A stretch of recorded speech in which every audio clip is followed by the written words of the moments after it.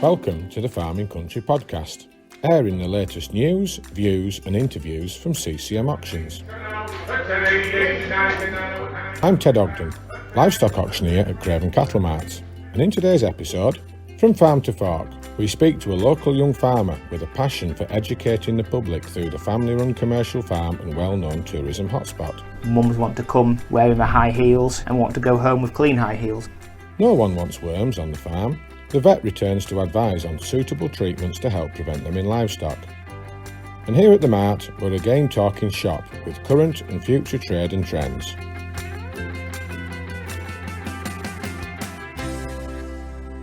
We're off to the much-loved Hesketh Farm Park in Bolton Abbey, who are fast approaching 20 years as a leading local tourist attraction, running alongside a working farm with large livestock numbers. Tom Heseltine talks with CCM's Jeremy Eaton about how the business has both diversified and developed as an open farm that also plays a crucial educational role in teaching people from all walks of life and all ages about where the animals and the meat they eat comes from. I'm sat on a beautiful late spring afternoon with Tom Heseltine at Hesketh Farm Park. Tom farms in partnership with his mum and dad, Chris and Sue. Tom, tell me what drove the decision to diversify into a farm park and how's it going? Like you say, knocking on 20 years now with the farm park's been open. So we've farmed here since 1926, predominantly sheep and suckler cow farm prior to the farm park opening. When I was a young lad, to about 2003, 2004, when the single farm payment was going to change from a headage system to an area-based payment. And at the time we were calving nearly 200 suckler cows and with roughly the same number of sheep on as well. We were going to lose a fair proportion of our income because of the change, and Dad did his sums and realised that without that income the suckler cows weren't paying a fantastic amount of money. And with Mum and Dad having a young family, with there's three of us, all very young and at primary school at the time, they needed something different to provide the income to support us through school and hopefully university and further on in our lives. So they looked at various options.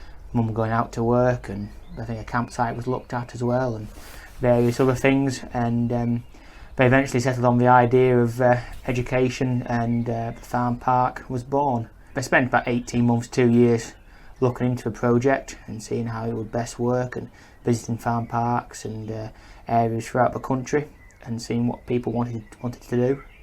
They basically sat in a corner of a farm park and watched people for 2 years and worked out that yes, all play areas are very good to entertain kids for a certain amount of time, but actually what the majority of people wanted to do was to feed animals, hold animals, feed calves with bottles and lambs and everything like that really. And the more animal contact people and children had, the more they seemed to enjoy it. Big decision though at that time to diversify away from suckler cows, for example, something that's in your comfort zone, to opening your farm up to members of the public and all the infrastructure that requires.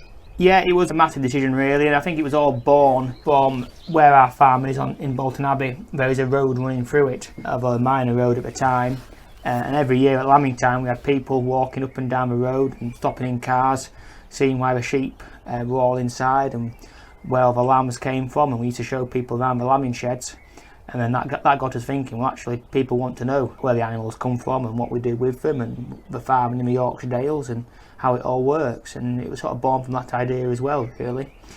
And the infrastructure side of it, we are very lucky. We've got 3 sets of sheds on the farm, all sort of in different areas along the roadside, and so it was quite easy to open one set of sheds and convert that for the public, and then that allowed us to continue our farming enterprises in the other sets of sheds without the general public intruding too much on our farming projects. Farm park sheds, as you can imagine, are all perfectly clean and tidy. All the animals are mucked out every day.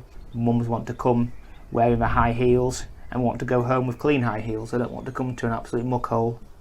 They want to bring the kids somewhere which is nice, clean and tidy. The fact that it's still very commercial, I think, is really important, and it conveys the right sorts of messages to connect people with farming.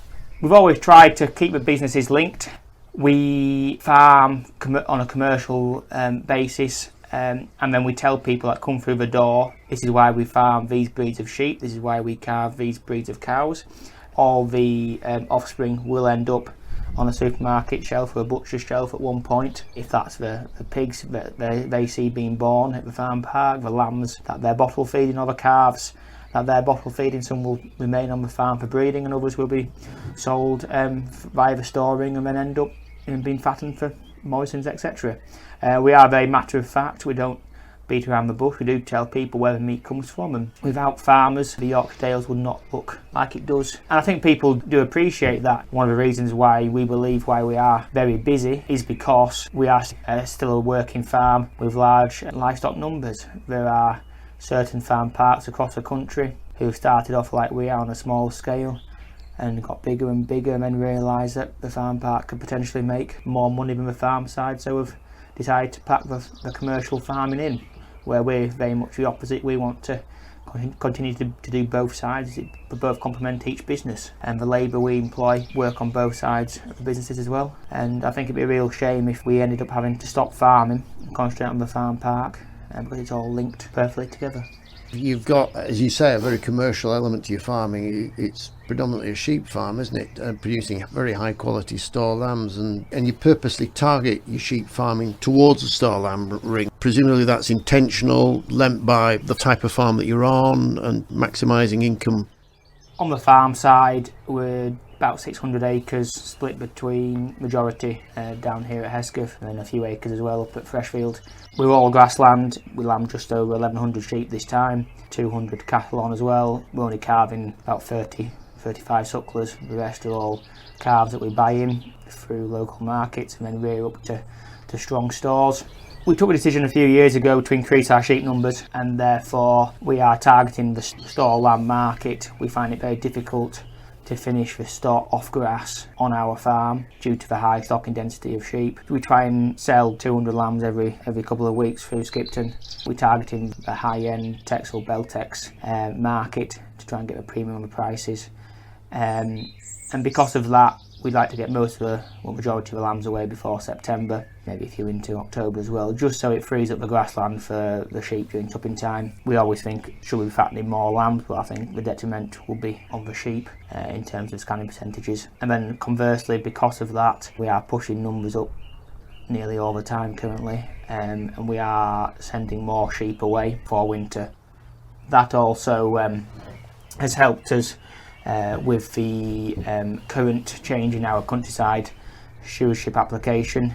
Last year we went into the new mid-tier scheme, which has enabled us to go down the land management route for breeding birds on the top two pastures, and on top of that we are getting rush control, infestation and cattle grazing supplement as well. It seems to help our system. It makes lambing time a bit easier, a bit more grass about, especially this year. It's not much about now, but a month ago it was looking quite good. And to deviate slightly, where are you on the Beltex side of it? Where are you aiming to go with your Beltex? So with the sheep, we're about half and half with mule and Texel crosses. As a bit of a sideline, we also have about 50 what we call pure Beltexes.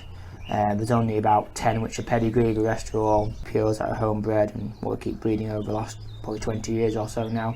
It all started with the idea of breeding all our own tups, just to reduce the capital cost in the back end of buying a lot of tups for 1,000 sheep.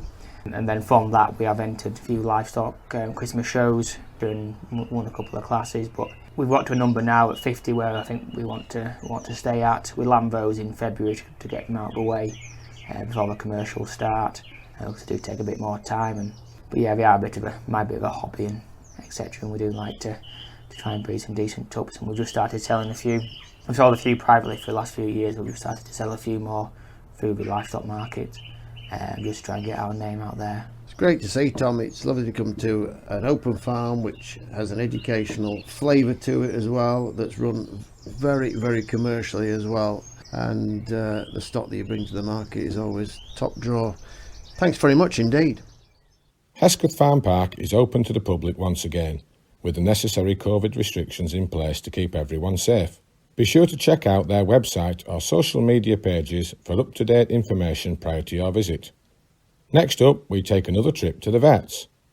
Worms are a common problem across all livestock farms, with a variety of species out there that may be affecting your flock or herd. Here to tell us more, veterinary surgeon Mark Thompson.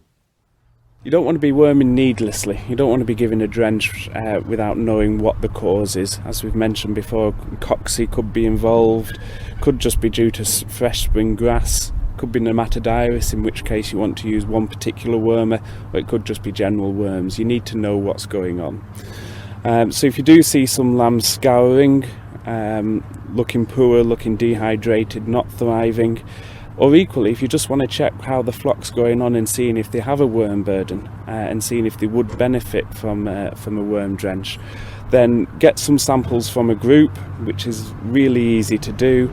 Bring the lambs in onto some clean, hard standing, keep them there for 10-20 minutes and just pick up in separate gloves 5 to 10 different piles of muck in separate gloves and drop them into the practice, and we'll be able to do a pooled worm egg count on those, and we'll be able to tell you if coxswain was there, if it was nematodirus, or if it was just simple normal worms, and we'll be able to advise you what to treat the animals with. Mark Thompson from Craven Farm Vets. You're listening to the Farming Country podcast. Now, Jeremy Eaton looks back on this month's annual Craven Limousin Day highlights, which produced strong prices and something like a return to near normality, while I shine a spotlight on prime stock, breeding sheep and store cattle, which have all taken centre stage of late and continue to set sale rings alight. We've just finished our annual show and sale of pedigree Limousin cattle, which we hold in conjunction with the North East Limousin Breeders Club, and we've had a pretty good day up there. Definitely a sign that there are less people out there with suckler cows, but the audience is selective. Certainly more demand for the older end of the intermediate bulls. Good trade for those, and a sign that people take to a bull, they're prepared to pay strong money for them. So I think through the middle order, I think we saw some very strong prices on the bulls that were picked out by the buyers around the ring. Junior bulls, as always, we have quite a large entry of junior bulls, and again, there's always some nice prospects in there, and they always get picked out. Quite a pleasing day, really. Top price was $6,200 for an 18-month-old bull from Jamie Cooper, Tom's Choice Herd, followed by a bull at 6,000 guineas, just 14 months of age, from Andrew and Claire Mason, odd acres. Then Proctor's Farms, sadly, last time out for Proctor's Farms as they dispersed the herd later on in the summer.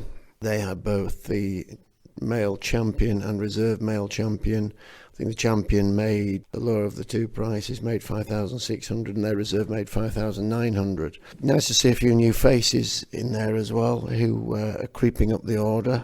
Hannah Ormrod had a bull at 3,100. Good to see that, and holding their own. And over in the female section, unusually the supreme champion was a cow and calf from Jamie Cooper. Jamie brought us a nice draft of cows and some maiden heifers as well for today's sale. Well sold, 3,300 I think we made of that champion. Slightly usurped by a cow from Dave Blockley with a very nice heifer calf that made 4,100 that wasn't shown. And also another cow which wasn't shown, which I think was 2013-2014 cow, but did have an exceptional calf on it, made 4,300. Down the lower end as well, all the cows and calves got away. Nothing went home. I think the lowest it got down to was about 1,800 or so. And in the maiden heifers as well, quite a solid trade through the maiden heifers. I think we must just miss selling an odd maiden heifer, and they were to a top of 2,300 from Jamie Cooper. There's a full report on our website which gives you the back breeding of it, and there also are catalogues out there as well if anybody's interested in the back breeding of these. All in all, credit to the vendors who stuck with it, and it was nice to get back in a ring having a sale that looked a little bit like business as usual. It's been an exceedingly busy few weeks down at Skipton Auction Market since we last spoke to you, with prime stock, breeding sheep and store cattle all taking centre stage. Prime sheep and cash sheep traders remain very strong over this period, and although there'll be some turbulence over the next few weeks, I think going into late May and into early June we're set for a good spring lamb trade as the main crop starts to get closer to being sold. Cast ewes have seen £150 to £180 for the very best end, but averages more significantly in around the 1.5–1.10 per head region, which is giving very good returns. The cold weather in late April certainly had an impact on breeding sheep values, and the main sale of hogs with lambs at foot was just a little bit disappointing, But as the grass has come available now this last week or two, the trade is beginning to pick up, and we're seeing mule hogs with lambs at foot trading at 90 to 110 pounds a live for 180 to 220 per outfit, and the Continental and Suffolk cross hogs probably trading about 10 to 15 pounds per life, or 25-30 pound per outfit more than their mule counterparts. Store cattle are just amazing. With short keep cattle in high demand, it's not uncommon to see prices of between £1,200 and £1,400 regular weight for strong bulls, bullocks and heifers, but the yearling cattle have been really good to sell. The yearling bulls with any shape on board have been £1,250 to £1,400. The best bulls at our latest sale were up to £1,650 and a sale average of £1,200. Strong continental suckler bred bullocks and heifers, they can achieve £1,300–1,400, and their yearling counterparts, if they're retail quality, £1,100, £1,200, £1,300. But it's obvious now that beef from the dairy herd is becoming more prevalent, and you're seeing a larger amount of Limousin cross dairy and British Blue cross dairy cattle hitting the marketplace. Strongest bullocks there can make £1,250, £1,350. Strong heifers £1,200, £1,300, especially if picked out to further breeding. But it's the yearling cattle as well there that are selling away really well, especially with grazing coming on now. Breeding season is upon us, as you've heard from Jeremy. Large entries of heifers and cows with calves at foot over the course of the next 2 or 3 sales, and please keep an eye on the advertising to see what's happening across at Skipton. Good news is that the cafe reopens from Monday the 17th of May for sit-down meals, and we look forward to people coming along to the auction market, making use of the facilities and hanging around for a general chat with auctioneers, staff and your friends. So we'll see you there.